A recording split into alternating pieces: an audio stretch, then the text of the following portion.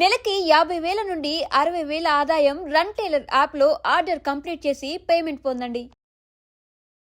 Welcome to iDream media.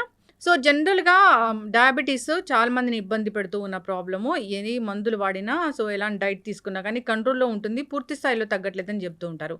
అయితే ఆయుర్వేదంలో వీటికి చాలా చక్కటి పరిష్కారం ఉంది, తగ్గించుకోవచ్చు, రివర్స్ చేసుకోవచ్చు.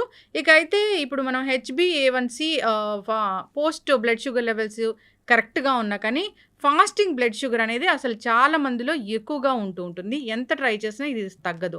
ఆయుర్వేద పరంగా అది అసలు దీన్ని ఏమంటారు, ఎందుకు ఎక్కువగా ఉంటుంది, ఎలా కరెక్ట్ చేసుకోవచ్చు, పూర్తి వివరాలు తెలుసుకుందాం. మనతో పాటు ఉన్నారు ప్రముఖ ఆయుర్వేద వైద్య నిపుణులు ప్రొఫెసర్ డాక్టర్ టి వేణుగోపాలరావు గారు from Ojas Ayurvedic centre, Chikkadpally. Doctor గారు నమస్తే. ధన్వంతరి అమ్మా, నమస్కారం. డాక్టర్ గారు, అంటే డయాబెటీస్ అనేది అంత పూర్వమే ఉందా ఆయుర్వేదంలో చెప్పడానికి? మీకు ఒక విషయం చెప్తే ఆశ్చర్యపోతారమ్మా. డయాబెటీస్ ఇప్పుడు వచ్చింది కాదు, ఆయుర్వేదంలో పేరు మారింది. దీనికి పేరు మారింది తప్ప రోగం ఒకటే. ఆయుర్వేదంలో ప్రమేహ రోగం, ముఖ్యంగా మధుమేహం, అంటే 20 రకాల ప్రమేహాలని సరిగా ట్రీట్మెంట్ చేయకపోతే, అంటే సరైన సమయంలో ట్రీట్మెంట్ చేయకపోతే అది మధుమేహం కింద మారుతుందని ఆయుర్వేదంలో చెప్పారు. సో మనకి చరిత్రలో, మనకి పురాణాలలో కనుక చూస్తే ఒక రకంగా, అంటే ఇది ఒక వర్షన్ ఉంది, అది నిజమా కాదా నాకు కూడా తెలియదు. విఘ్నేశ్వరుడు, వినాయకుడు, the first person who detected as obese diabetes. So అందుకనే అతనికి బిల్వపత్రము, తర్వాత బిల్వపత్ర పూజ అనేది చేస్తుంటారు ఎక్కువ. తర్వాత దర్భ, గరిక. సో వీటన్నిట్లలో ప్రమేహాన్ని తగ్గించే గుణాలు ఉన్నాయన్నమాట. తర్వాత వెలగపండు, కపిత్త జంబూ ఫలసార భక్షితం ఉమాసుతం శోక వినాశకరకం అన్నారు కదా. సో ఇక్కడ శోకము అంటే రోగం, అంటే శోకము అంటే మనకు దుఃఖం కాదు, మనకి రోగానికి ఒక పర్యాయ పదము శోకం అన్నమాట. సో ఆ పరంగా చూస్తే కపిత్త జంబుఫల సారభక్షితం, ఈ రెండింటిని ఎక్కువగా ఇష్టపడి తినేవాడు. ఎందుకు? జంబూఫలం అంటే నేరేడు పండు. రీసెంట్గా కూడా, అంటే మనకి దాదాపు ఒక 20 సంవత్సరాల నుండి కూడా సైంటిఫిక్గా మనకి నేరేడు పండు అనేది షుగర్ని తగ్గిస్తుందని చాలామందికి తెలుసు.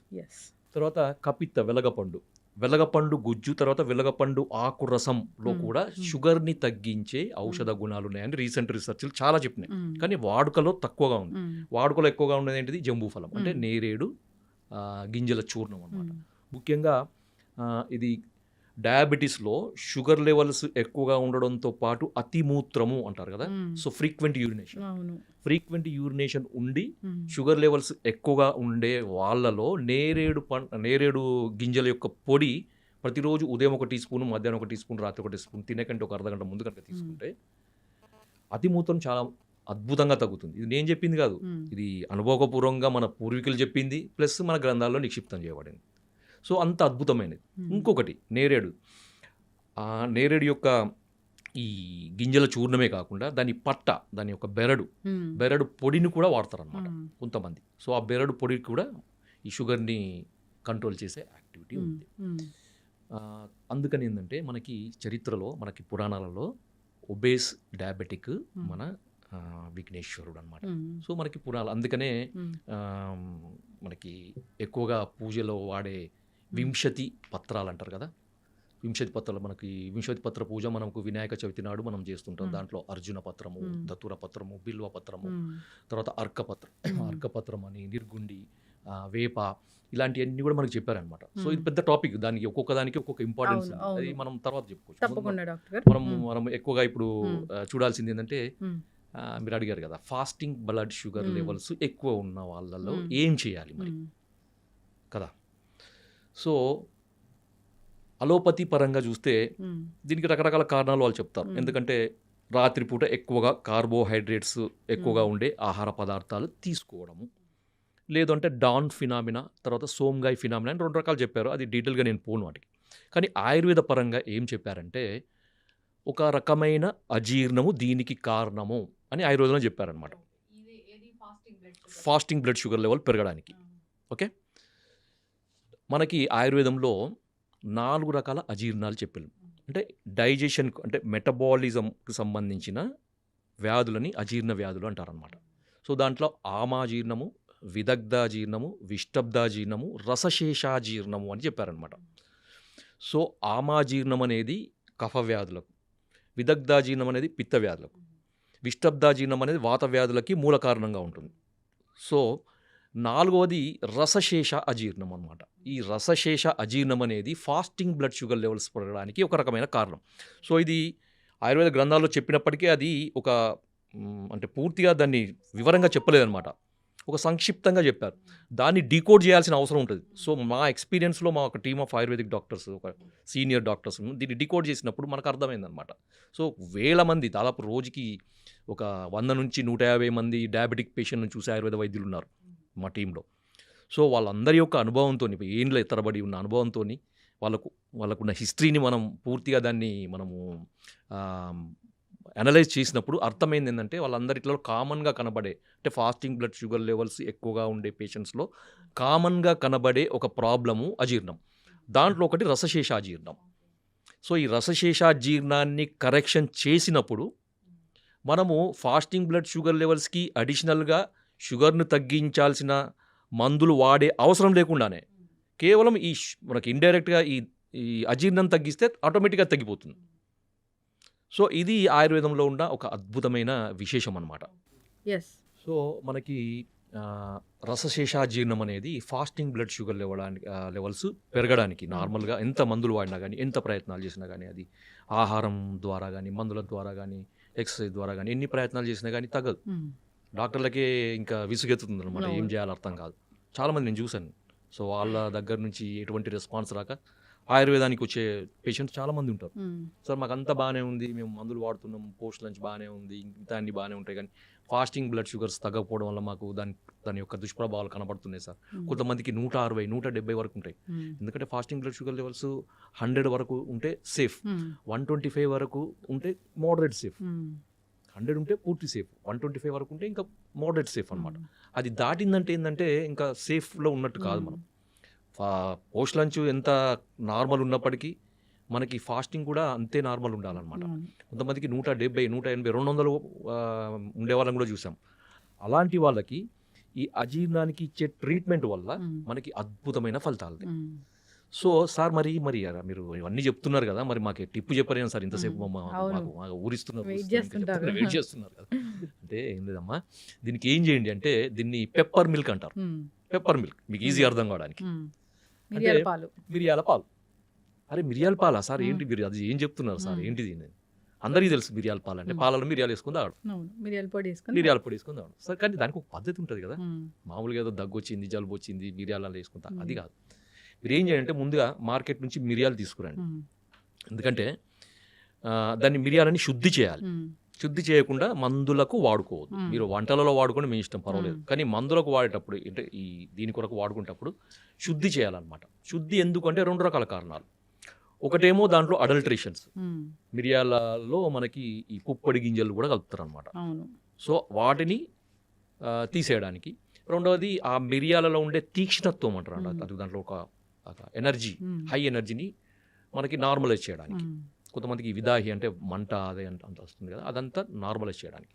దీనికి ఏం చేయాలంటే మార్కెట్ నుంచి తీసుకొచ్చిన మిరియాలను మంచిగా చెరిగి దాంట్లో పొట్టు అదంతా తీసేసి, పళ్ళు చెట్టి మజ్జిగ, 1 లీటర్ మజ్జిగ తీసుకొని దాంట్లో ఒక 1/2 కేజీ, మనం మార్కెట్ తీసుకుంటాం 1/2 కేజీ అంతా, 1 లీటర్ మజ్జిగలో ఈ 1/2 కేజీ మిరియాలను వేసి రాత్రంతా ఉంచాలన్నమాట.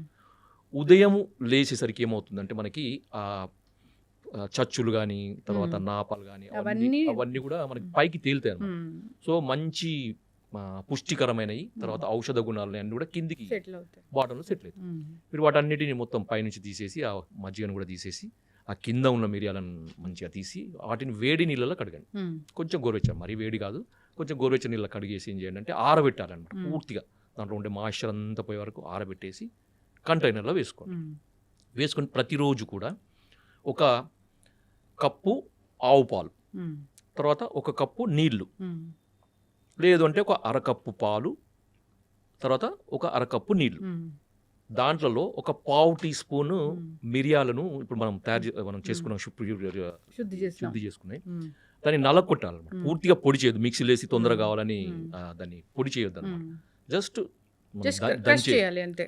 అంటే బురుయిజ్ అంటారు కదా, దంచేసి ఆ పాలలో వేసి మనం ఎంతైతే నీళ్లు పోసినాం అంటే అది 1/2 కప్పు కానీ 1 కప్ కానీ పూర్తిగా ఎగిరిపోయే వరకు, పాలు మాత్రమే మిగిలే వరకు ఓకే, దాన్ని మరిగిచ్చేసి వడపోసుకొని గోరువెచ్చగా ఉండేటప్పుడు, లేదంటే మనం తాగగలిగేంత వేడి ఉన్నప్పుడు తాగండి. ఇది ఎప్పుడు చేయాలంటే ప్రతిరోజు ఉదయం ఎంప్టీ స్టమక్లో చేయాలి. సో కొంతమందిని నేను చూసాను, అంటే నాకు ఫీడ్బ్యాక్స్ వచ్చినాయి, మీకు తర్వాత రిపోర్ట్స్ కూడా చూపిస్తాను. చెప్తారు కదా. సో 3 రోజులలోనే, అంటే కొంతమంది సంవత్సరాల తరబడి ప్రయత్నాలు చేసినా తగ్గని ఫాస్టింగ్ బ్లడ్ షుగర్ 3 డేస్లోనే తగ్గిపోయిందని నాకు ఫోన్లో వచ్చినాయి, రిపోర్ట్స్ కూడా పంపించాను. నేనే ఆశ్చర్యపోయాను. సో ఇంత అది ఉంటుందా అని. కొంతమందికి వారం రోజులు, కొంతమంది 10 రోజులు. అంటే ఈ అలోపతి మెడిసిన్స్ కంటే ఫాస్ట్గా కూడా మనకి ఫాస్టింగ్ బ్లడ్ షుగర్ లెవెల్స్ తగ్గుతాయి. అంటే ఇంకొకటి ఏంటంటే అందరు అడుగుతారు, సార్ మరి ఇది తీసుకున్నప్పుడు అలోపతి మెడిసిన్ బంద్ చేయాలా? లేదు, వాడాల్సింది. అది వాడుకుంటూ అది వాడినా కానీ తగ్గని పరిస్థితులు ఉన్నప్పుడు మాత్రమే ఇది అడిషనల్గా వాడండి, కానీ పూర్తిగా అది మానేసి వాడకూడదు. బాగా చెప్పారు డాక్టర్ గారు. చాలా మంది అయితే అవి మానేయండి ఇవి వాడండి అంటారు. అవి మానేయండి, అలోపతి మందులు మానేయండి అనగానే సో కాంప్లికేషన్స్ వచ్చి ఇబ్బంది పడిన సందర్భాలు మనం చాలా ఉంటాయి. అది అంటే ఒక డేంజర్ పరిస్థితి. ఎందుకంటే మనకి ఇప్పుడు చూడండి, సింపుల్, ఇప్పుడు ఒక మనకి స్టేటస్, మనకి బాడీలో ఒక సమతుల్యత అనేది మందుల వల్ల ఇట్లా మెయింటైన్ అయింది. ఒక 3 పిల్లర్స్ ఉన్నాయి అనుకోండి, 3 మెడిసిన్స్ మీద సపోర్ట్ మీద ఉంది మనది. సో ఆ 3 మెడిసిన్స్ ఒకటిసారి తీస్తే ఏమవుతుంది? ఒకటిసారి కొలాప్స్ అవుతుంది. దానికి ఏంటంటే మనకి ఒక మెడిసిన్ తీసేయండి, మనకు ఆయుర్వేదిక్ మెడిసిన్ సపోర్ట్ ఇవ్వండి స్లోగా. ఆయుర్వేదిక్ మెడిసిన్ సపోర్ట్ స్ట్రాంగ్ అయ్యే వరకు అలోపతి మెడిసిన్ ఉంచండి, తర్వాత దాన్ని తీసేయండి. సో దాని తర్వాత ఇంకొక మెడిసిన్ వైద్యులు చెప్తా ఉంటారు అట్లా. సో ఇలాంటి మెడిసిన్ వాడుకోవచ్చు. దీనివల్ల ఎటువంటి నష్టం ఉండదు. ఎందుకంటే ఇది పనిచేసే విధానం, అది పనిచేసే విధానం రెండు కూడా డిఫరెంట్ గానే ఉంటాయి. కాబట్టి దీనికి దానికి ఎటువంటి కాంట్రాస్ట్ ఉండదు, ఇబ్బందులు ఉండవు, ఖచ్చితంగా వాడుకోవచ్చు, ఏం ప్రాబ్లం ఉండదు. చాలా చక్కగా చెప్పారు డాక్టర్ గారు. అంటే ఇది ఎందుకు వస్తుంది అంటే రూట్ కాజ్ చాలా చక్కగా చెప్పారు. మరి దాన్ని కరెక్ట్ చేయాలంటే టిప్స్ ఉన్నాయి. సో అది ఫుడ్డే. ఇప్పుడు మిరియాల పాలు అంటే ఆ పాలని ఎట్లా తయారు చేసుకోవాలనేది కూడా చాలా చక్కగా చెప్పారు. ఆ మిరియాలు తెచ్చుకోవాలి, మజ్జిగలో నానబెట్టుకోవాలి. సో పైన తేలినంత తీసేయాలి, మజ్జిగను కూడా పడేయాలి, వీటిని పొడిలాగా చేయాలి. అప్పుడు వేడి నీళ్ళలో కడిగి పొడిలాగా చేసుకొని ఆరిన తర్వాత పూర్తిగా ఎండిన తర్వాత బాగా డ్రై అయ్యాక, లేదంటే ఫంగస్ వస్తుంది. అవును, బాగా డ్రై చేసుకొని ఆ పొడి వాడుకుంటే సరిపోతుంది. చాలా మంచి సింపుల్. ఎందుకంటే మనకి రసశేషాజీర్ణాన్ని తగ్గించగలిగే ఔషధ విలువలు ఉన్నది మనకి ఈ మిరియాలు అనమాట, మిరియాల పాలు. అది ఆయుర్వేద గ్రంథాల్లో ఉంది, పెప్పర్ మిల్క్ అంటారా, పెప్పర్ మిల్క్. సో ఇది ఎట్లా చెప్పారంటే ఇది రసధాతువుని సరైన క్రమంలో సరిగ్గా తయారయ్యేటట్టు చేస్తుంది అని ఆయుర్వేద గ్రంథాల్లో చెప్పారనమాట. అంటే రసధాతువు అజీర్ణము అంటే మెటబాలిజం, రసధాతు యొక్క మెటబాలిజం సరిగా కానప్పుడే అది ఫాస్టింగ్ బ్లడ్ షుగర్ పెరగడానికి కారణమవుతుంది. ఇది చాలా సైంటిఫిక్గా చాలా ఎక్స్ప్లెయిన్ చేయొచ్చు.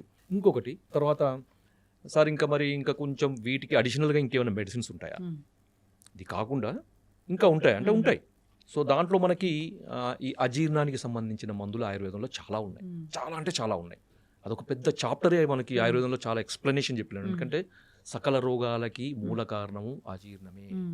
అశీతివాత రోగాలకి విష్టబ్దాజీర్ణం అని చెప్పాం కదా. సో వాత రోగాలకి విష్టబ్దాజీర్ణము. సో పిత్త రోగాలకి 40 రకాల పిత్త రోగాలకి విదగ్ధాజీర్ణము, 20 రకాల కఫ రోగాలకి ఆమాజీర్ణము అని.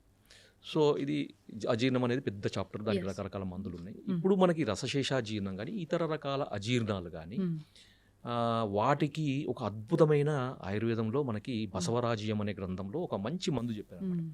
సో దాని పేరు అజీర్ణ బల కాలానలం. మీరు మళ్ళీ చెప్తాను, మళ్ళీ గుర్తుపెట్టుకోండి, మీరు కావాలంటే మళ్ళీ రాసుకోవచ్చు. అజీర్ణ బల కాలానలం. సో ఇది మేము కొంతమంది పేషెంట్లకి అడిషనల్గా ఇచ్చి మంచి రిజల్ట్స్. అంటే మేము షుగర్ ఉన్నప్పుడు షుగర్ని తగ్గించే మందులు వాడం మేము ఎక్కువగా. సో దానికి మూల కారణమైంది ఏ అజీర్ణం అనేది పనిచేస్తుంది అక్కడ, ఆ పేషెంట్లో ఏ అజీర్ణం ఉంటుంది అనేది అనలైజ్ చేసి దానికి తగ్గట్టు ట్రీట్మెంట్ ఇస్తే ఆటోమేటిక్గా షుగర్ లెవెల్స్ తగ్గుతాయి. అడిషనల్ మందులు వాడాల్సిన అవసరం లేకుండా నార్మల్గా ఉంటుంది అనమాట. సో ఇది కాన్సెప్ట్ అనమాట ఆయుర్వేదంలో. అంతే తప్ప షుగర్ పెరిగింది, షుగర్ తగ్గించే మందులు వాడండి, ఇది ఇప్పుడు లైఫ్ లాంగ్ ఇట్లా ఉంటుంది. ఈ షుగర్ తగ్గడానికి ఆయుర్వేదం మందులు ఎందుకు వాడు, అలోపతి మందులు కూడా ఉన్నాయి కదా, ఇన్సులిన్ కూడా ఉంది కదా. చక్కటి ఇన్ఫర్మేషన్ డాక్టర్ గారు. ఇబ్బంది పడుతున్న వాళ్ళు కాంటాక్ట్ చేయాలని కోరుకున్నామండి. సో అంతేకాదు దీన్ని వాడుకోవచ్చు, చాలా వెరీ సింపుల్. ఇది ఈ పెప్పర్ మిల్క్ తయారు చేసి తీసుకోవడం కూడా ప్రతిరోజు తీసుకున్నారు. డయాబెటీస్ ఉందా లేదా, ఫాస్టింగ్ బ్లడ్ షుగర్ పెరిగిందా అది కాదు, ఎట్లయినా మామూలుగా కూడా తీసుకోవచ్చు. మామూలుగా నాన్ డయాబెటిక్ వాళ్ళు కూడా తీసుకోవచ్చు, మేము ప్రాబ్లమ్ లేదు. షుగర్ ఉన్న వాళ్ళే తీసుకోవాలని ఏం లేదు. అవును, ఇది జీర్ణానికి సంబంధించిన ఇష్యూని క్లియర్ చేస్తుంది కాబట్టి చక్కటి ఇన్ఫర్మేషన్ అండి. ధన్యవాదాలు. ధన్యవాదాలు. జై ధన్వంతరి.